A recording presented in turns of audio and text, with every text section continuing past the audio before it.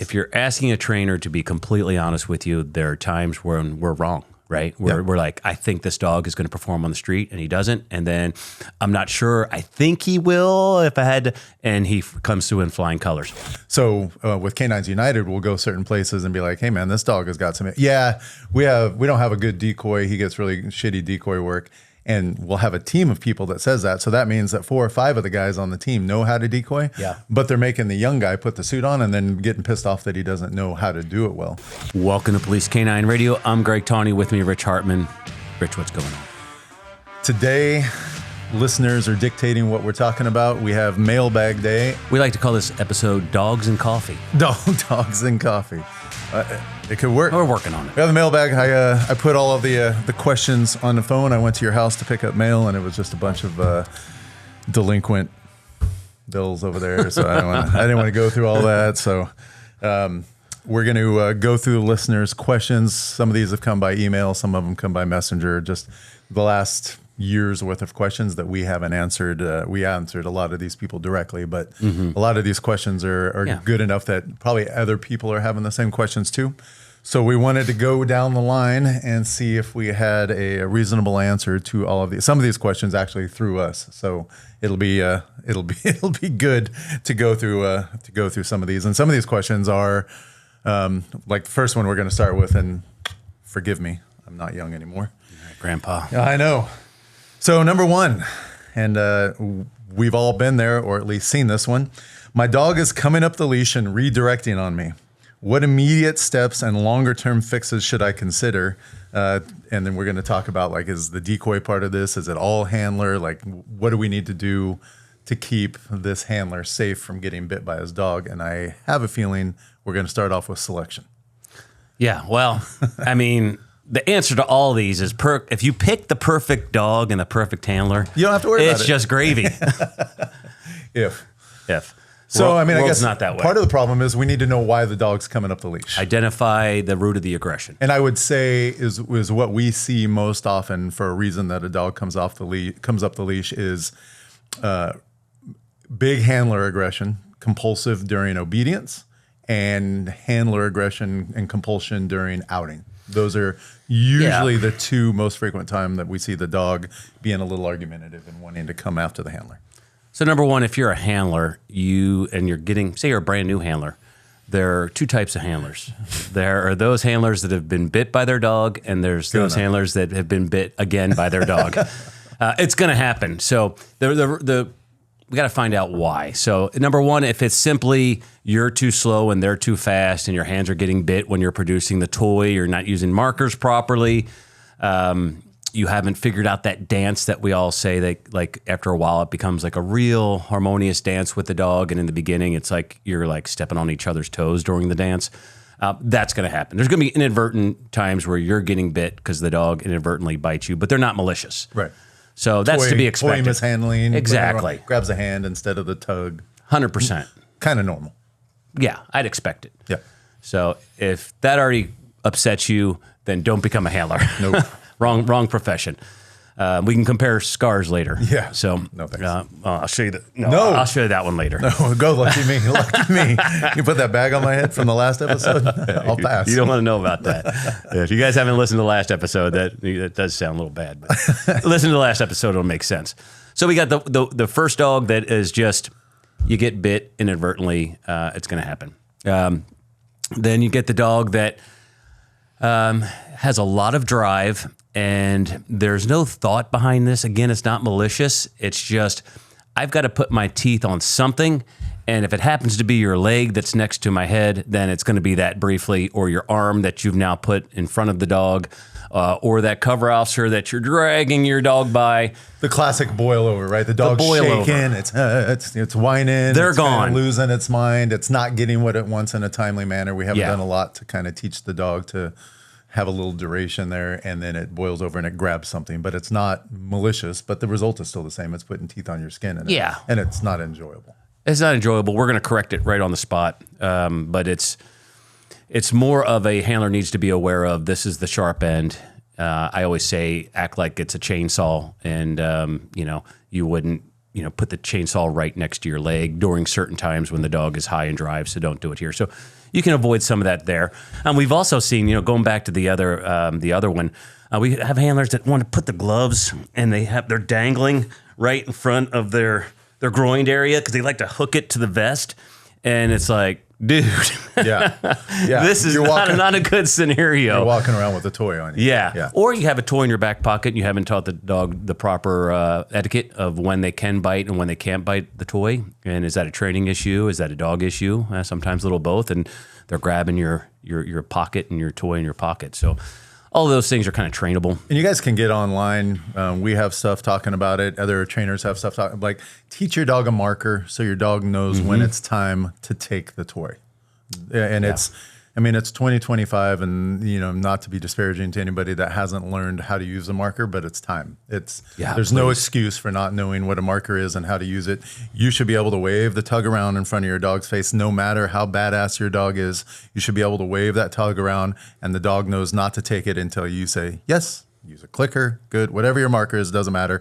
But until you hit the marker, the dog should be like, not mine, until somebody uses that marker, and then I get it. Yep, has to be taught. And it should be that clear for the dog. Correct. Now we're on to the next phase of my dog is malicious and he wants to bite me because he's angry. Out of the blue or because of conflict? Either way. Angry. Either way.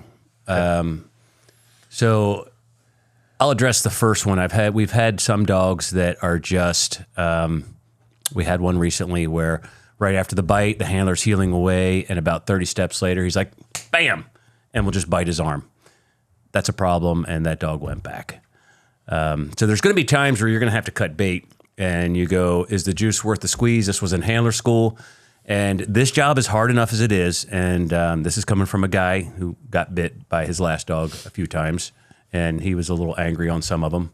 I learned to work around them, and was okay on the street, but there are times where you're going to go, this is a hard enough job as it is, and now for me to worry about my dog biting me is put a whole nother layer on this, and it gets to the point where it's unsafe. Hey, we'd like to welcome our new sponsor and old friend, Blackjack's Leather. Blackjack's is the true definition of a mom and pop shop. They're out in Illinois. Richard, the owner, is somebody that we work extensively with. They make leather leashes, leather collars, biothane. We get a ton of biothane from them. Biothane 3-foot, 6-foot, 20-foot, 30-foot leashes, all kinds of colors. I know everybody that's listening to the podcast is into the tactical with the greens and the coyotes and the blacks. But if you have a pet dog at home and you want your dog to be a little flashy, we love their long line biothane leashes. There's blues, there's pinks, there's oranges, yellows, all kinds of colors. Add a little flash to your program. And they really care about canine handlers. They're big on making sure that the equipment that they sell is safe for the dog and safe for the handler, and exactly what you're asking for. Blackjack's Leather, thanks for joining us. We appreciate you. Yeah, and Jay Nix talked about this recently. Like you said, this job is hard enough. Working with the dog is hard enough. You don't have to take on a project. Yeah. Like if you go to select a dog and you say to yourself, and this could be administration, this could be the sergeant, this could be the handler, whoever's doing the selection. If you say to yourself, hey, this is a really good dog, but everything that comes after the bud is a project. And it's up to you. Like, Buddy's not great on exterior exposed stairs. Okay, do you always work in a rural area? Maybe that's not a big deal. If you work in a city, in an urban environment, and the dog during selection isn't good on exterior exposed stairs, that's a project that you probably won't ever win. So why even go down that path? If you go to select your dog and somewhere during the selection process, the dog is growling at you, sizing you up, stiff, I would just prefer not to pick that dog. Well, if the person showing the dog is getting bit by the dog at the same time, that's probably one where I'm going to pass on. Because again, it goes back to, especially with a new handler, you're asking a whole lot of a new handler to take on that project. Hard enough job as it is. But there's a lot to be said if you're at a broker and you go, hey, can you get a dog out of the kennel? And then they come out and they're walking with the dog like 2 feet from their leg. And they're like, here, I was, hey, do me a favor. Can you just do a box and give this dog a little correction on each turn? And if they're like, oh boy, here we go. This is already giving me information that I don't want that battle on the front end. If I can avoid it, that makes life a lot easier. But now we're blaming the dog at this point, right? We're saying he's defective, but we've got some issues of our own in training and in handling that may be the defective end that's causing handlers to get bit.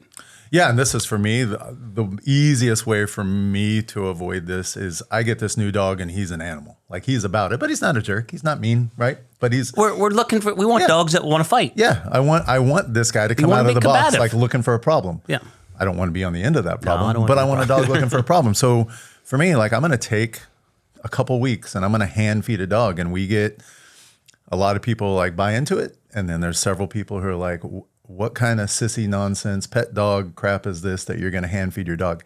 I don't know this guy. He doesn't know me. He's been trained to bite things. He does it really well. And he's shown some aggression and some confidence. Why do I want to make enemies with this dog when I can sit down, grab some food out of the bowl and say, good job, buddy. Eat this, grab some more, eat this, grab some more, eat this. And the dog is like, wait a minute.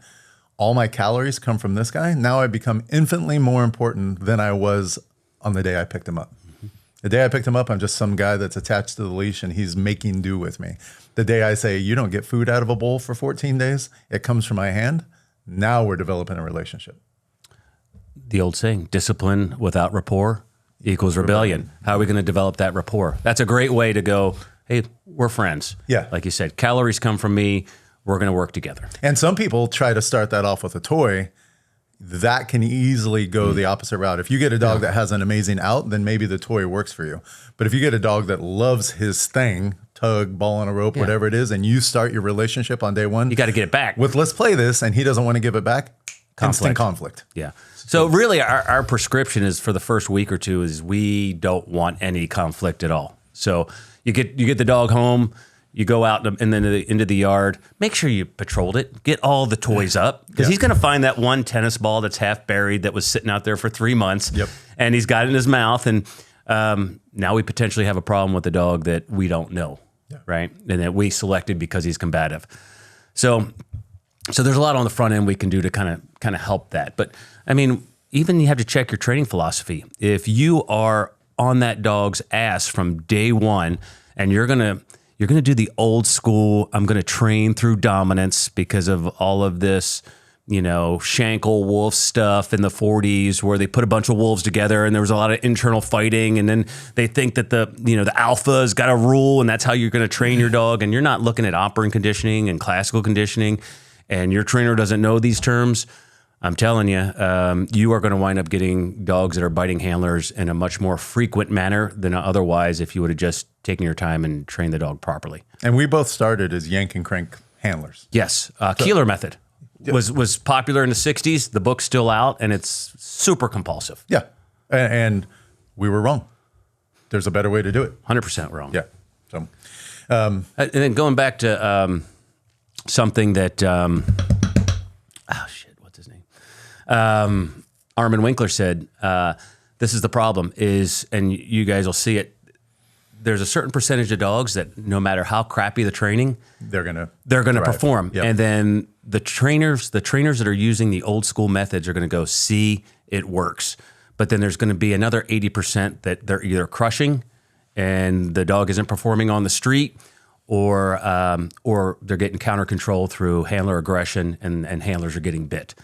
And so that's usually a good indicator. I see the really heavy-handed trainers wind up washing dogs out left and right. Huge return. They're either breaking them because now they don't want to go out and bite, or handlers are just getting chewed up unnecessarily. Yeah. So, and this is the rule of thumb. If you have a problem with a dog, look internally as to what are we doing to potentially cause this situation, right? Put the onus on you. Take ownership of that. Is there things we can do different in our training? If you go, we've been super fair with this dog, we've done everything we could, and we still have the problem, then maybe look at the dog. And if it's a dog issue and it's early enough or even late enough, then you might want to look at a replacement. Perfect. I'm going to jump forward a couple on these because this one kind of folds into that question number one. How should I balance play or toy rewards in bite work without building conflict or equipment fixation? You can't. Let's move on to the third one. It has to happen. It has to happen. You're going to, I think these dogs start life out with equipment fixation. We're looking for it in the beginning. We have to have 100%. it. Yeah. I mean, it's, we're not, I don't think anybody's saying at some point in your dog's life, they shouldn't be fixated on equipment. It's our job to undo that and make the dog fixated on the man. Before you even got him, he's bit a sleeve 1,000 times, and now you want him to ignore that thing he's bit 1,000 times to fight the man over here that he's never bitten. Right. And the dog that will do that is a dog that you probably need to be careful with right out of the gate. So I grew up in the old school days where it's like, hey, let's get the sleeve, put it in front of the dog, and now we're going to fight him, and I want him to fire off on me, and then the dog's trying to bite the sleeve, and then we're trying to punish him for something that we've allowed him to do 1,000 times. Encouraged him to do. So much conflict involved in that, and then the dog starts getting confused, and then you start breaking a dog down. But so equipment fixation, is it a bad thing? So no, because I typically we don't go out into the world and search for bad guys, engage with bad guys, and there's a bite suit over here and a sleeve over there. If somebody breaks into Ray Allen, I'm going to have a problem, right? If somebody breaks into Ray Allen and there's a bunch of bite suits and sleeves and all that, then yeah, maybe my dog is going to struggle a little bit with that. Maybe. I don't even know if that's the case because it's not being presented in an equipment way that's going to make my dog. It's just stuff laying on the side. I guess if you have a dog that can't walk down a path to go do a search without seeing some equipment laying over here and losing his mind, and then we're way out of balance. But if my dog sees the decoy and he's got a suit on, like I kind of want him to be a little fixated on that. That's what gets us to the next step. I don't think the fixation is the issue. I think what people are concerned of is the lack of aggression towards the man, and I think that's a separate issue, right? You give me a Schutzen dog that has 10,000 sleeve bites, and then I put him in a building, and then he bites somebody, bites the human without issue. I don't care if he carries a sleeve, right? They're two separate things, and I think we, for lack of better training, have kind of combined those. Well, if he's fixated on this, then he's not going to bite the man. They're not mutually exclusive. Like I have dogs that love the sleeve, love to carry the sleeve, love the toy, but I want him to bite the man. So look at them as two separate things, right? So make sure you're doing everything to make sure it's man-oriented, whether that's civil agitation. Well, number one, select the right dog. Easier said than done. But we want to lead that dog down a path in training if he's on the fence, if he's not sure. So we use prosthetics. We use hidden sleeve in the right way. Don't overdo it. It becomes another piece of equipment, becomes equipment of fixation. Muzzles become equipment. Muzzles, but all of these things in moderation. I love a great muzzle exercise. We ran one yesterday, put a sheet around the decoy, put him in the corner. That's hard to run without a muzzle. It's very dangerous. Unless you've got, helmet and boots and everything. And then even then I got a suit and then the dog sees the suit. So it was a great muzzle exercise, putting people under covers, put them in beds, that type of thing. Great. Prosthetics, try to make it look like it's a search. It looks natural. The guy's legs hanging out from behind the fence. He sees the man, he bites that. Try and show him all these types of different behaviors. We do a find, decoy comes out, takes off running, you chase him, you put him up, just the man, no equipment. And then hopefully you've selected the right dog, and then they go forth and prosper with that amount of training on that side. And we've seen it. We were talking about this, before we started the podcast today. We've seen a dog that killed it in every ounce of training at the training field, training in, places where they just showed up, where we just set it up on the side of the street. Prosthetics, muzzle, everything was phenomenal. Goes out to go to work, 100% failures. Yeah. And then I sold a dog, and the first day I brought him out to you, and he was an adult, we couldn't get him to bite the neoprene inner. I couldn't unsee it. It was horrible. And then I said, and I remember having a conversation with him. I'm like, man, the videos of this dog in Europe is totally different than what you're seeing, and I'm seeing glimpses of it at home. He was out of sorts. Yeah, let me work on this. And you're like, oh, yeah, do what you want, but we'll see if it can happen. And I think we were all doubtful. And then he came through beautifully on the street and engaged and no issues at all. And if we were to put those two dogs, and we know what two dogs we're talking about, we would have said 100% this is the one, 100%, we'll give it 95%. 95% this isn't the one. Switch places. If you're asking a trainer to be completely honest with you, there are times when we're wrong. Right? We're like, I think this dog is going to perform on the street, and he doesn't. And then I'm not sure. I think he will if I had to. And he comes through in flying colors. Then there's also those dogs where you're like, this dog won't have a problem, and they don't. But then you might have other problems. Maybe that dog becomes a dog that's starting to bite the handler and come up the line. And again, it goes back into selecting dogs that are 15 months old. And there's this, it would be way easier if we got 3-year-old dogs from the get-go, because there's always the equation of how much is this dog going to mature? And I can't answer that. Right. One of my favorite dogs we sold to Sac County, Filbert. Great dog, right? Be careful what you wish for. Like, that handler's got his hands full. He is a great dog, but you're not just handler's on his A game. Yeah, you're not just chilling at the beach with that guy. Not a new handler kind of dog. No, at this point. He was 13 months old and he dragged somebody off of a front porch on a 30-foot long line. Yeah. That's like, I think we both said, uh-oh. That's really cool. Glad it worked out. But I can't tell you what the 24-month-old version of that's going to be. Yeah, so I think our system's broken with that. Just on that note of, we are getting these younger dogs, and they're younger and younger and greener and greener. And we don't know what we're going to have at 3 or 4 years old.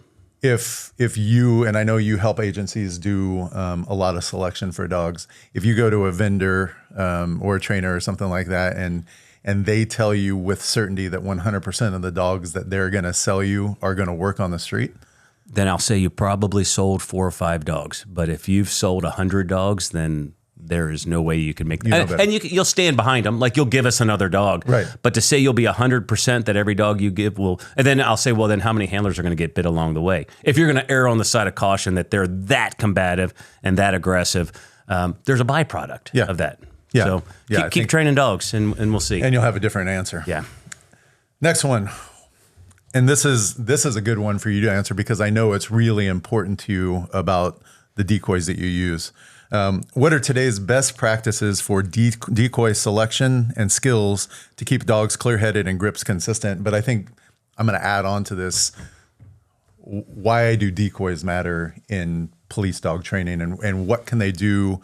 What can a bad decoy do to screw up a dog, and what can a good decoy do to bring a dog up and along and keep it in a good, clear mind? Yeah, and we'll even divide this a little further. So you have the term agitator, which is an old school term that tells me that it's like just a person you're putting in a sleeve or a suit, and they're running around, they're doing what I call the injured bird. They're flopping around with their arm going up and down, right? And they're not reading the dog. A lot of groaning and moaning and yelling and doing that whole thing. There's no communication between the decoy and the dog, and the decoy's not reading any communication from the dog. And it's like, okay, there's really not a lot going on here. Versus the term decoy, I think, is a professional term, and there's a lot more involved, and it's the psychology behind the decoying, and that is reading the dog. Are we channeling the dog into a drive? Are we bringing out some fight, some aggression through my body posture, through my stance, through my tone? Or are we working them in a prey manner, which is more of a chase capture, more of a playful thing, which prey can also be very serious. It can turn into prey aggression. Think of the dog that grabs a hold of a raccoon, right? Maybe chases him in prey, and then the fight's on, and now it's escalated into an aggression. Bring more into it. Yep. Yeah, and that's where you get the shake. So there's a lot going on, and a good decoy will read the dog, know how much pressure to put on the dog. A decoy that's not skilled tends to put a lot more pressure on the dog because they're nervous, they're not moving around, they're very frontal, they're staring at the dog, all the pressure's coming from the face, from the eyes, and now they're stoic, and that's a lot of pressure. That's like you going into the bar. And injure a dog. And injure a dog. Well, and we haven't even gotten into the safety aspect, but that's the psychology behind it. So I want a decoy that's going to channel a dog into a drive. When the dog drives in, they mark it through a reaction, and it's got to be believable to the dog. And that encourages a full calm grip, which is what we all want. Puffy close, I want a firm calm grip, less damage, full calm grip. I don't want a half grip. I don't want pulling. And all of those things and all those mechanics can be emphasized through good decoy work.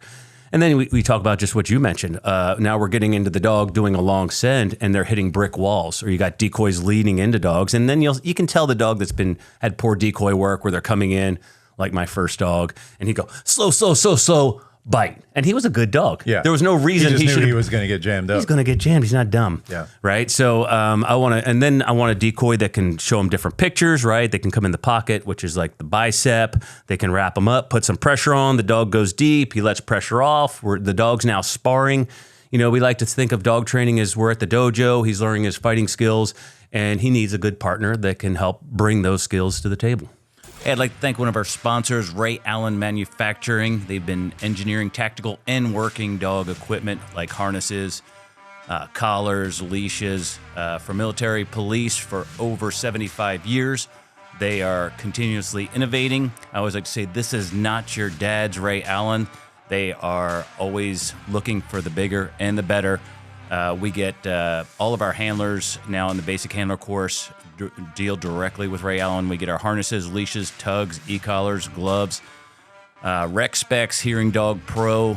All of our good stuff comes from Ray Allen Manufacturing. Look them up, rayallen.com. I cannot recommend them enough. We only recommend people that we deal with, and these are good people, and they're in it for the right reasons. So because of that, rayallen.com.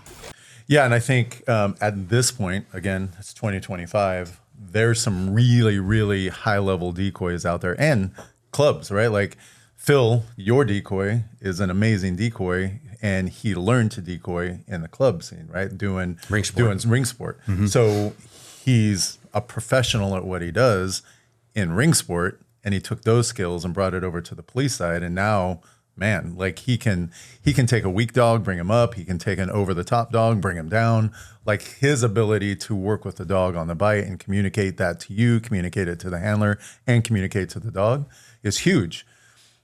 Are there times that you're going to have to take the new guy and put him in a bite suit because you don't have a professional decoy? Absolutely. Sure. That guy goes in a closet, the dog sniffs, somebody opens the door, he goes in, he bites him. We don't need a lot of skill for that. We just need a dummy. Usually our older dogs, right? They've already had street bites. They've got the mechanics. But like, we're not going to take a dog week 1 or 2 out of the academy and be like, hey, you go get in a sleeve. And now you're teaching the dog to target low on the arm. The decoy's presenting way out there. Now the dog becomes dependent upon the presentation, right? He's not coming up into the body. And that's a problem too. And now he's running along a person on the street and like, where's that sleeve coming from, right? So, and then you got to be a good actor, especially in the muzzle. Yeah, you got to show when the dog comes in, you got to, he's hurting me. And then you push him away. And then you got the scenario-based stuff, right? Doing the reality-based. Phil can expose a handler's weaknesses when they make a tactical error. The dog's still barking at the door and they start saying, hey, come on out. And then Phil will open that door and get bit by the dog. And why didn't you have positive control? Or he's an actor in the scenario and he's supposed to, say certain things. And, I try to get the handlers upset. He says personal things, try to make them angry, right? Are we going to have an issue? Take them out of their game. Yeah. Yep. So there's so much to it. And then, like you said, Rich, to the point where we just got, screw it, we're going to have a professional decoy. And I think it's that important that he's integral. And we don't even just, he's a trainer and decoy. I know Mike Nesbitt with Grassroots has a class that you can take on his website for essentially how to be a basic level police decoy. So with Canines United, we'll go certain places and be like, hey man, this dog has got some, we don't have a good decoy. He gets really shitty decoy work.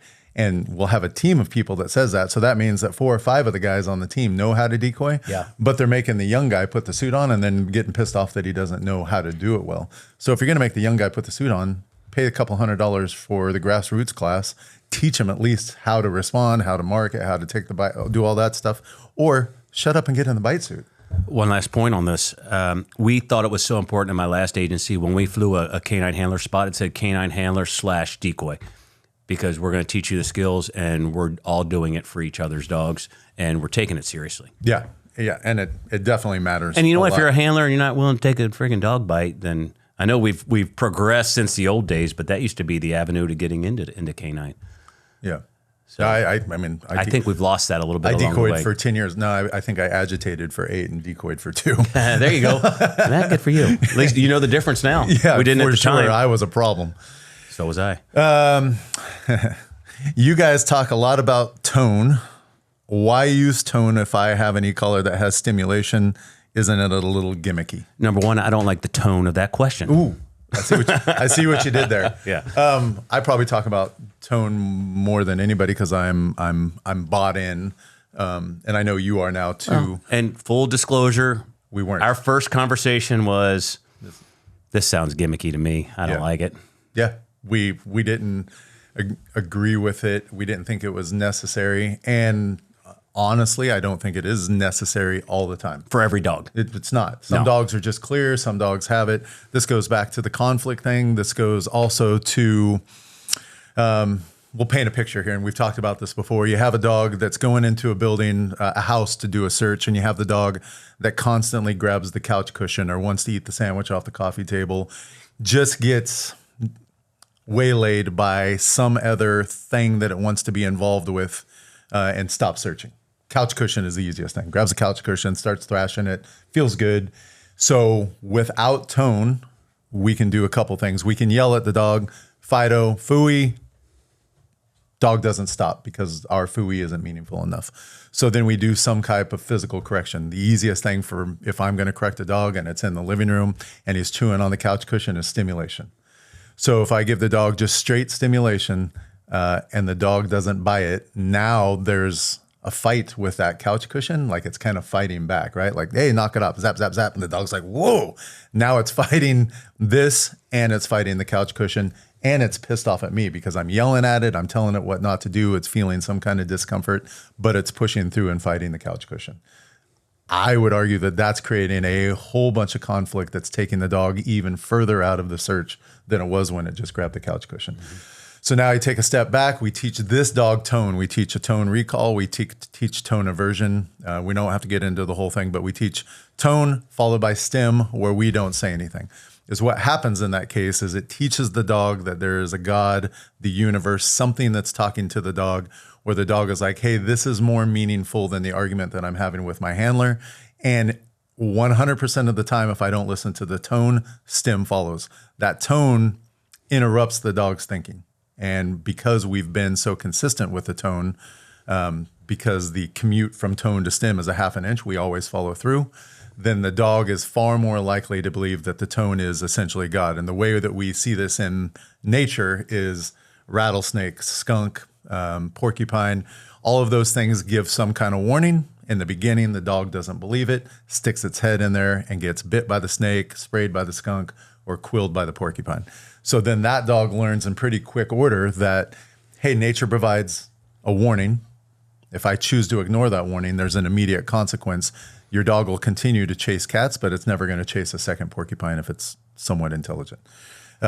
So now we use the e-collar and tone to teach the dog that there's a universal warning out there. Beep. The dog's like, oh, shoot, God's listening, but I really want to bite this couch cushion. Bam, immediate stimulation, no argument with a handler. Dog says, that sucked, moves on and continues the search. If we don't have tone, we have to go in and physically correct that, which immediately leads to conflict. Goes back to question number one, why is my dog coming up the leash? Because you're fighting with a dog that was built for conflict to begin with. And if we have that dog that has that conflict, or we've inherited a team and we see it going that way, that is actually one of the directions we go is let's let the tone do the talking. Handler, you're the good guy. Tone does the talking. There's a stim. Dog outs. He comes back. You got the toy. You got food. Everything good is coming from you. It's the universe that's telling you that he could potentially have a conflict with. The other aspect from this is, guys, if you're stimming your dog during searches, you know, whenever we put compulsion in, we have an understanding of why the dog's getting the compulsion or the stimulation. The dog might not. So he may associate that with the search. And he goes, oh, okay, I've had enough of that. I'm going to come back to you where it's safe. And now he's not ranging out. You know, I'll see that with guys too, where the dog wants to go into dog odor, right? Everybody should be able to tell the difference when your dog is searching. Oh, this looks like a dog odor. You see them lick their lips, maybe licking it. They hunch their back, right? The body posture. Yeah. I can hit a quick tone and he's back off searching. If I start stimming him, he might go, well, I'm done. Yeah. I just got out there and got stimmed, and now we're shutting them down. I guarantee there's some handlers listening to this podcast right now that your dog is starting to get shut down in the search, and you have to look internally what you're doing with that e-collar and putting too much pressure on him. The tone is kind of a solution to a little bit of that. Yeah, and I mean, fair warning, don't get wrapped up in the tone world where you're just running around, you know, correct, playing Donkey Kong with the thing, right? Beep, beep, beep, beep, beep, beep, beep. You know, like it's like with everything else, like use it when it's necessary. Don't just get crazy with it. Yeah, everything can be overdone. Amen. All right, I have weekly training, and we usually do 1 or 2 scenarios, have a long lunch, some obedience, and maybe one search for, I'm guessing, a detection search. It sounds like we're not being efficient enough. How do I deal with this within my unit? This is a you question. I mean, I was looking forward to the answer. Yeah, how do I? The long lunch thing. I mean, well, a couple things. Number one, and I don't care if you're usually you've got a few years on as a handler, and you're not the trainer. You can take things to the trainer and go, hey, I've got some ideas for training. I always love it when guys are like, hey, I want to work on this. Oh, sweet. Okay, now we can work on something that maybe I wasn't seeing, right? And there's an issue with the take a dog. little pressure off you too to always. Does. I mean, oh, great. Now we have an agenda. Yeah, 4 weeks in a row, you're like, all right, like we go through our things. Yeah. So I mean, every training we start off with OB. We usually use muzzle because we want to desensitize the dog. So when we do actual apprehension work within the muzzle, it's not like another piece of I'm going to equipment. break that one down a little bit because I don't want to gloss over that because I don't think any of the other questions pertain to that. Muzzle acclimation does not mean throw the muzzle on and have your dog go do Correct. some type of apprehension work. This is equipment, and the only time you get the muzzle on is when you go fuck something up. The dog, you might as well be using a sleeve or a suit or something up. It's no longer civil work if the muzzle only goes on for apprehension. I see a lot of guys be real lazy in this area, right? They don't want to do the homework of getting the dog neutral to the muzzle. And it even goes back further than that, right? It goes back to the introduction of the muzzle. Hey, put some food in the muzzle, let the dog eat out of it. Phil likes to put the muzzle there. The dog sniffs it, he marks it, gives him some food, and now you're using a marker system. I don't really care which one you do, but the initial introduction should be a pleasant one with the muzzle. It's not like, hey, buddy, yeah, on your head, and now I got you. And then the dog's like, what the hell? And he's trying to get it off his head, and then what's the handler doing? Leave it. And now we're overlaying correction to the dog, or, we're overlaying leash corrections, and we're trying to drag him around, and now we got all this conflict. Now what does that muzzle represent? It represents a fight. A fight. Yeah. And we've either created here or it. downrange. It's just a fight. So much easier just to go, hey, buddy, eat out of it, and that becomes a source of food for the first 2-3 times. Generally put it on him, teach him it's no big deal, have it come off, no party when it comes off, right? Because then that becomes the objective of the session, and slowly work into it. And you'll see that it's just the end byproduct is so much nicer. Once again, this episode is brought to you by Inukshuk Professional Dog Food. There's only one brand of dog food that we use and recommend. That is Inukshuk Professional Dog Food. Inukshuk was created for working dogs and continues to be the top choice for all working dogs, from hunting dogs to sled dogs, and of course, police canines. Whether it be detection or patrol canines, visit inukshukpro.com, or you can find all of the formulas on chewy.com. We just worked with an agency that I respect a lot, and I respect the guys in the agency a lot. And they had a dog that was fighting the muzzle, and I asked, I'm like, what did your muzzle acclimation look like? And God bless them. They said, well, we just put the muzzle on him and had him go do a search downrange so he would be thinking about the suspect and not the muzzle. Well, then the search is over and the dog's back to trying to get the muzzle off. Yeah. And he probably didn't love having the muzzle on when he found the guy because he couldn't do what he wanted to do. And if the decoy work sucked and the guy didn't fall over and show some kind of perceived pain and all that, then the dog is like, hey, this whole process sucks.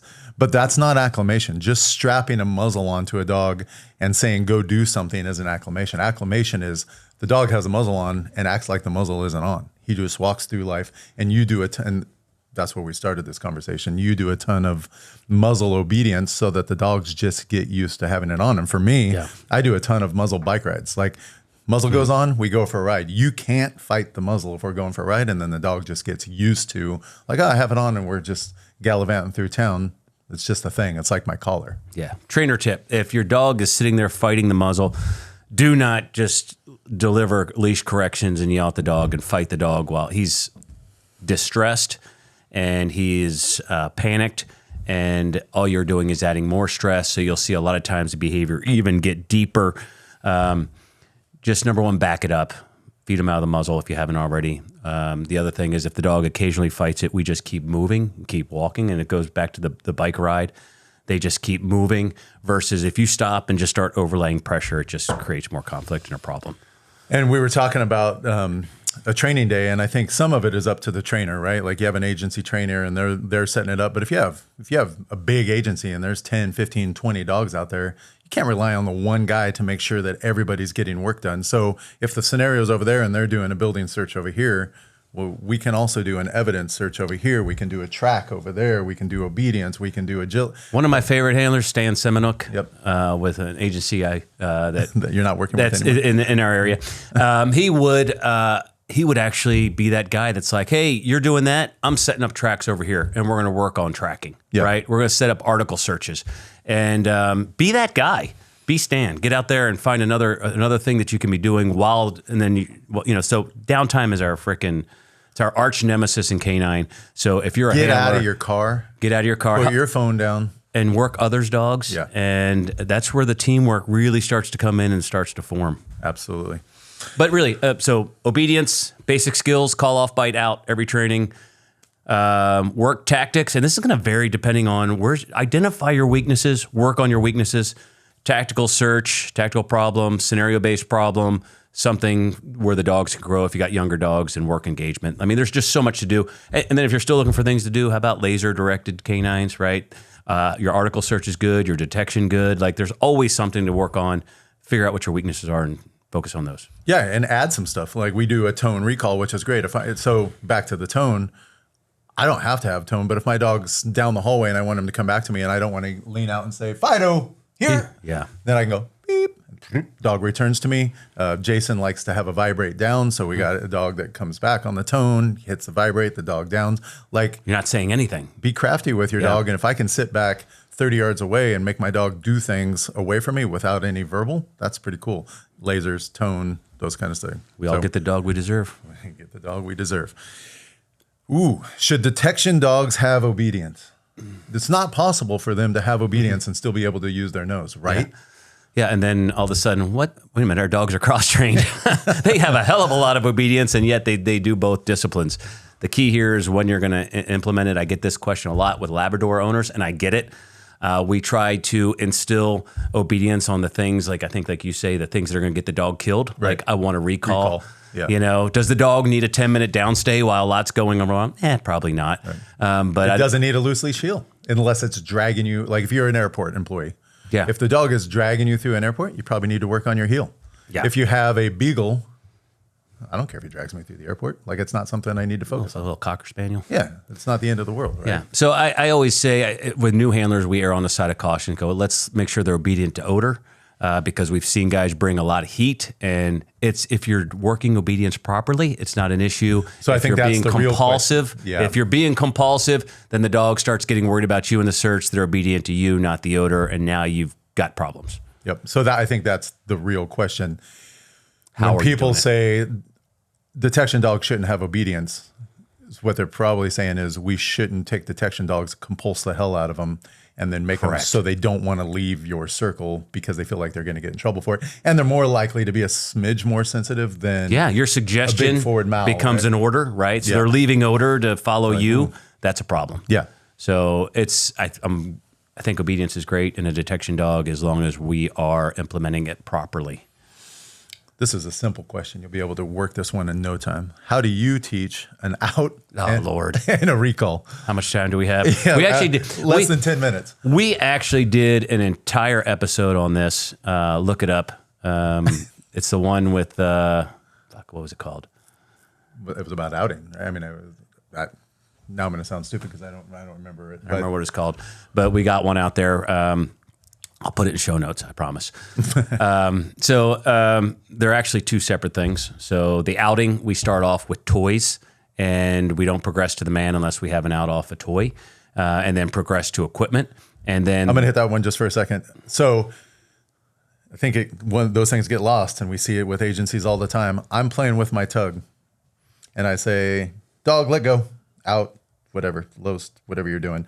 And the dog says, nope. And then I think that I'm going to progress to a man in a bite suit, and that's going to go any better. Yeah. Get this done. Then do it with a pillow. Then do it with a wedge. Then do it with a sleeve. Start with two toys. Do it with an empty bite suit. I don't care, but is what happens is we're building a habit. We're building a habit that when the dog hears a command, it does that thing, just like a sit or a down or a recall or any of those things. So when the dog hears out, it spits it because it wants to spit it, not because it feels like it's about to get its ass kicked. The only way to do that is start with toys. Out, good job, you let go, boom. You letting go is what restarts the game. I got 2 toys, or I'm marking this first one, whatever it is, but we're teaching dogs to let go in their mind so that they can bite it again. Yes, and even one step further, where I know you stop, where you start is, here's this toy. Hey, I got another one. Oh, I'll take that. When you see him getting ready to spit it, when they're giving the behavior predictably, that's when you name it. As he's spitting it out, yes, here's another toy. I'll pick this one up. Out, yes. And then we progress to the same toy and then start low level, like something that's not so juicy. Like you said, a smaller tug versus maybe a wedge. Right. And then you work up from there. And then I'll start overlaying low-level E in there too. So right out of the gate, we introduced the E-collar. Week 2 in obedience, our trainers work the E, and we have it on like a 1. And we're just overlaying it, teach them electricity is no big deal. It's escape training. It would be negative reinforcement. So they're getting pressure. As soon as they give me the behavior, I'm letting pressure off. And then we actually added something that Zach had talked about from Echelon. It's a little different, but I will give a new handler. About week 4, we give the new handler an e-collar. It's not attached to the dog, and I'm saying hit vibrate when you would give the correction. And now I can feel if they're late or they're on it too long before we actually put it on the dog. Yeah, it's just checking timing. Yeah. But anyway, and then... So the problem with this out... Right. I get a dog, and this used to happen, and I know you've got a way to clear this up, but the problem is like I go pick out my dog on Thursday of last week, and class starts on Monday, and I got my dog from pick any Eastern European country where they teach the dogs to really love their stuff, and I want to teach my dog an out, but day 1 is start now. It's a problem because now we're going to spend 3 weeks training basic outs and basic obedience out of our 6-week academy. So right. I'm now requiring it before you get there, and we'll work on it on the side. And this is something that you don't. It takes time to do it properly. Yeah. The quick way is just to hit them at a super high level, or choke them off of it, right? Or choke them off of it. And but now, you're not getting rid of the conflict. No, and long term, we've now created a really big problem. You can't effectively get a high drive dog that has high possession, which and I'll pick on Eastern Europe because they're really good at creating this situation. Where the dogs are just uber possessive of their toy. You can't pick that dog and then solve that problem in 2 days in a way that doesn't make the dog higher in conflict or higher in possession. You have to go back to square one and trade toys. I mean, are you going to have to use some pressure? Yeah, you're going to have to use some pressure because in the beginning, they're not going to have any clue what you're asking them to do. But it's to do that at the beginning of your basic, you're wasting a chunk of your basic. And then the call off, we break that down, and we actually do put the dog in a position where he's near the decoy, and then we do recalls back to us. And we can start, hey, he's 20 feet from the decoy, working recalls back to a toy, let him get closer and closer. So we break the problem down and not working on the out and the recall at the same time. We're running low on time. I'm going to do 2 detection questions. We don't spend a lot of time on detection during the podcast, but these are things that pop up a lot. Our new detection dogs seem to give a lot of false alerts. What kind of things do you do to prevent those false alerts? Starts from the very beginning, and I changed the way I do things. So we used to put something out in the environment. The handler would work the dog, take him to source, make him sit, and then give them the toy, open up the drawer, whatever the reward's going to be, usually like a towel, or we make them sit and throw a toy. We're way too involved in the process. Now we do what we call Skinner boxing it. So we put one box in the room with target odor, nothing else in there. You see Justin Rigney using the tough sheds. It's the same concept. Nothing very interesting except for that box. And when the dog puts his nose in it, we mark it with a clicker. He gets his toy, and he self-discovers on his own what odor is without the handler doing anything, without them being involved in the process. And even you frequently are the one running the clicker, not I'll run the handler. clicker, correct. In the beginning, it should be somebody with good timing and knows what they're looking for. And that goes through the training process now. So once the dog understands the marker of the clicker, and we start that with loading it, clicker food, clicker food, clicker food. Then he puts his nose in the box. We click, we throw his toy, he gets his toy. Then we stand there and we tell him search once, and then we do nothing. Old saying, you do nothing, the dog's going to do something. Eventually, he sticks his nose in that box again. We click. Yep. The dog came up with the idea. He self-discovered. Now he's driving the car, right? We're not driving it for him. And then the handler's totally removed. We start putting multiple boxes out. Then we start hiding boxes. And now the dog is searching independently. He is not looking at the handler for any clues. We've gotten away from forcing the sit early on. The dog starts to lock up. And we can now shape that behavior where he goes, hey, it's here. I said it's here. It's here. Click, click. Now I can build that from 2 seconds to 10 seconds. We've got the lockup. Handler's not been involved in it at all. And now we introduce the handler down the road, and it's like, hey, check this, buddy. And there might be odor right there because this has to mean something. Every time he presents, if there's nothing there, the dog won't follow your presentation. Easier to redesign it that way than to the other way. After he's already got established hunt on his own, he knows what he's doing. Yeah, he's not relying on. The handler's got some value, but he's not total value of this room of me finding odor. And then we're off and running. We've found that our false alerts or non-productive alerts have diminished greatly by doing this method. Are you throwing a final in there where the dog has to sit or down? So we'll teach the final separate. We'll take the toy and the dog will sit. We'll mark it. We'll give it to him. So we teach him a sit when his toy's present.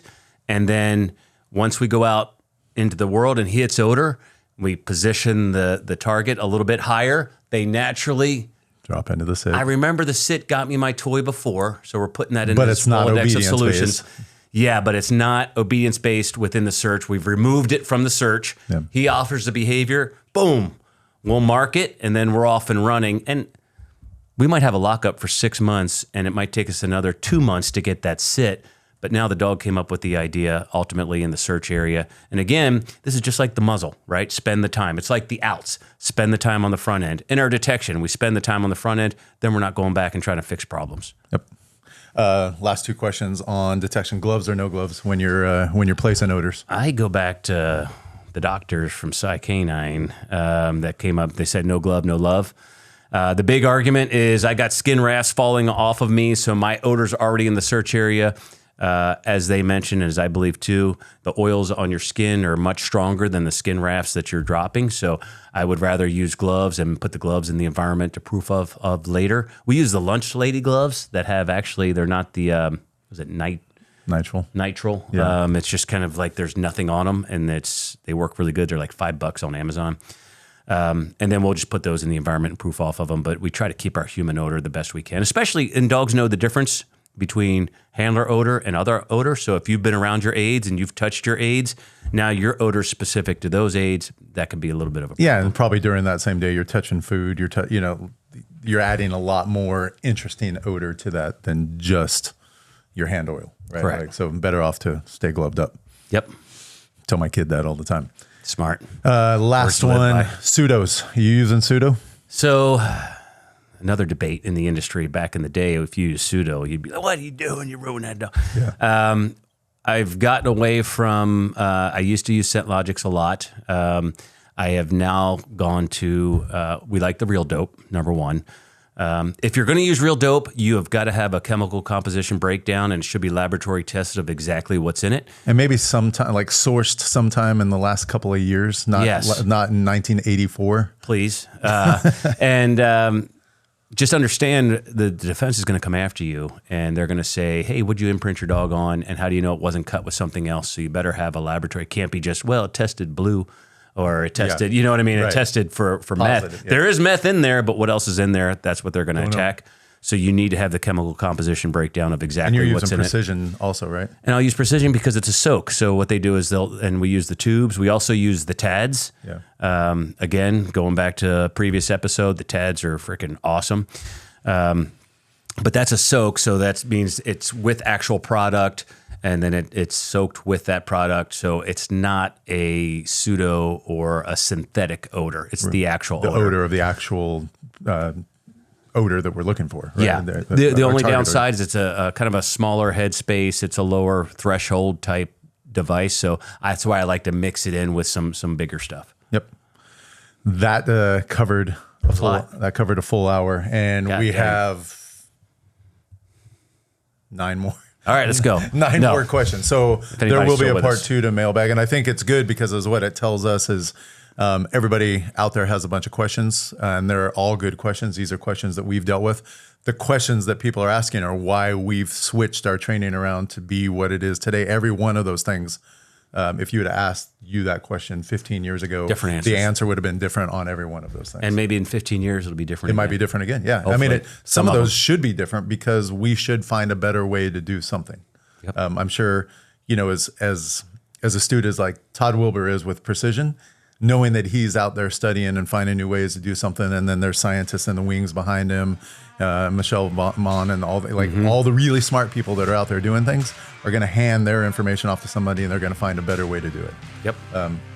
It's just like us, right? Somebody's going to learn from us and be like, oh, like those guys kind of had something going. I think I have something better. I hope so. Yeah, I hope so too. But in the meantime, Train hard. and be safe.